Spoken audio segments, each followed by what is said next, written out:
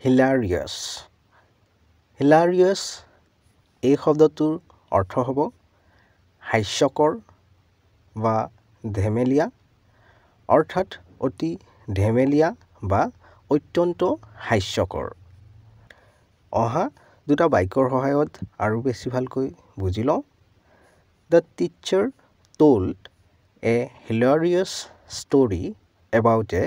talking fish শিক্ষকজনে এটা কথা কোৱা মাছৰ বিষয়ে এটা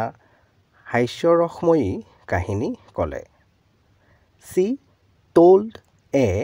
hilarious joke at the party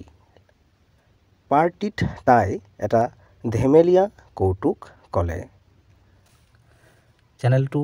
subscribe কৰি ল'বা কাৰণ এনে ধৰণৰ ভিডিঅ'বোৰ ইয়াতে পাই থাকিবা